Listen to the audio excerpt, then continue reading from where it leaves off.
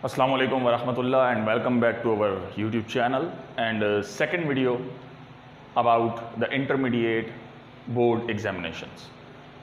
पहले वीडियो के अंदर आपने देखा कि हमने किस तरीके से आपको MCQs का जो नया पैटर्न था वो आपको बताया कि आप नए पैटर्न के MCQs के मुताबिक उन MCQs को किस तरीके से सॉल्व करेंगे और किस तरीके से उन ऑप्शंस के ऊपर कलर करेंगे, यानी कि उन्हें सिलेक्ट करेंगे।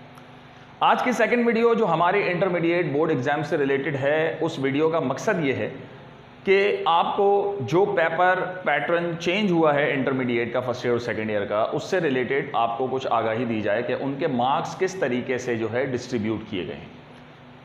हमारी इस वीडियो के अंदर आपको कंप्लीट जो 7 पेपर्स हैं उससे रिलेटेड आपको तमाम पेपर्स के पेपर पैटर्न का पता लगेगा, उनके मार्क्स डिस्ट्रीब्यूशन का पता लगेगा कि बोर्ड ने सेक्शंस के हवाले से पेपर्स को किस तरीके से डिवाइड किया है। तो आइए चलते हैं अपनी वीडियो की जानिब। इस वीडियो को पूरा देखिएगा और वीडियो को लाइक और सब्सक्राइब और शेयर लाजमी करें ताकि इस वीडियो से ज़्यादा स्टूडेंट फ़ायदा उठाकर अपने सेकेंड ईयर एग्ज़ाम्स की तैयारी को मुकम्मल कर सकें। तो आइए चलते हैं वीडियो की जानिब।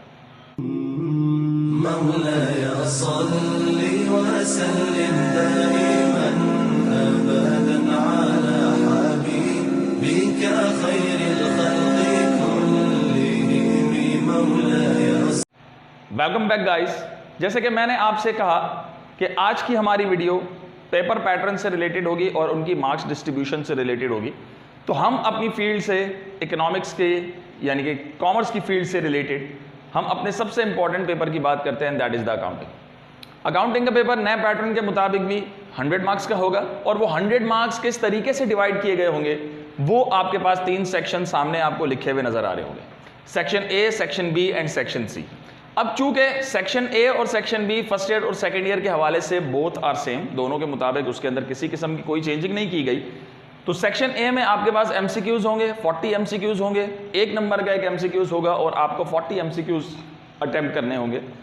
और MCQs के बारे में मैं आपको पहले ही अपनी पिछली वीडियो के अंदर बता चुका हूं कि आप MCQs की शीट को किस तरीके से फिल करेंगे, क्योंकि उसमें ज़रा सी गलती आपके पूरे MCQs का नंबर कट कर सकती है। तो MCQs करते हुए बहुत ज़्यादा एहतियात और ध्यान रखिएगा।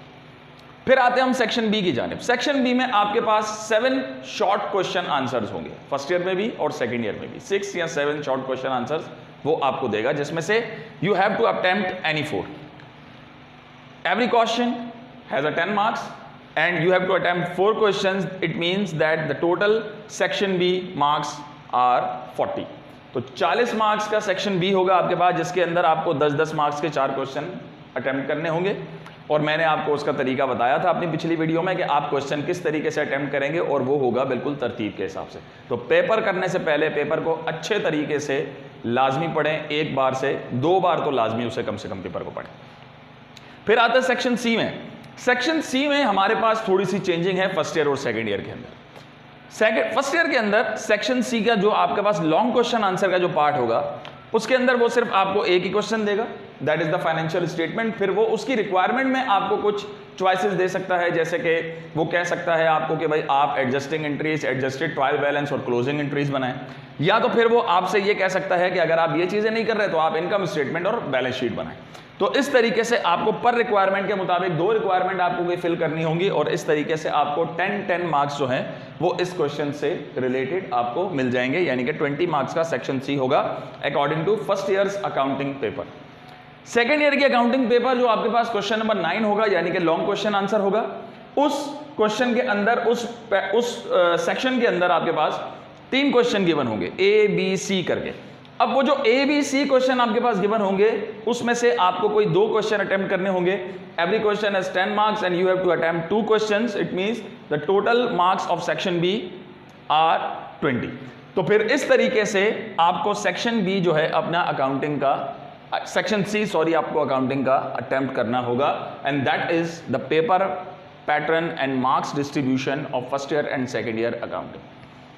उसके बाद हम आते हैं स्टेटिस्टिक्स और बिजनेस मैथ। चूंकि दोनों पेपर हमारे 50 मार्क्स के होते हैं, कॉमर्स इंटरमीडिएट एजुकेशन कॉमर्स से रिलेटेड, तो फिर 50 मार्क्स वो किस तरीके से डिवाइड किए गए हैं। दोनों के अंदर बिजनेस मैथ और स्टेटिस्टिक्स के अंदर MCQ जो सेक्शन ए आपके पास होगा वो आपने 20 मार्क्स का है, यानी कि 20 एमसीक्यूज होंगे, 1 मार्क का 1 एमसीक्यूज होगा और आपने 20 मार्क्स के एमसीक्यूज अटेम्प्ट करने होंगे।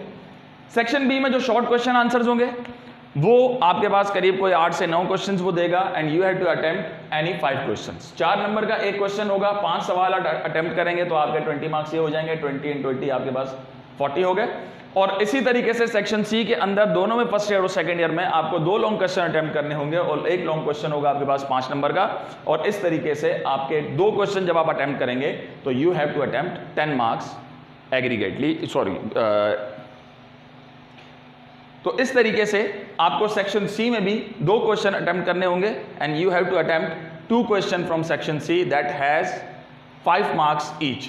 तो आपके पास इस तरीके से 10 मार्क्स जो हैं वो अटेम्प्ट हो जाएंगे सेक्शन सी के हवाले से। तो ये था हमारे 2 पेपर पैटर्न जिसके हवाले से हमने आज बात की। इसके बाद हम बात करते हैं अपने दूसरे पेपर पैटर्न्स के हवाले से, that is the POC first year principle of commerce and modern banking and second year commercial geography and first year economics. Stay with us. مولاي صل وسلم دائما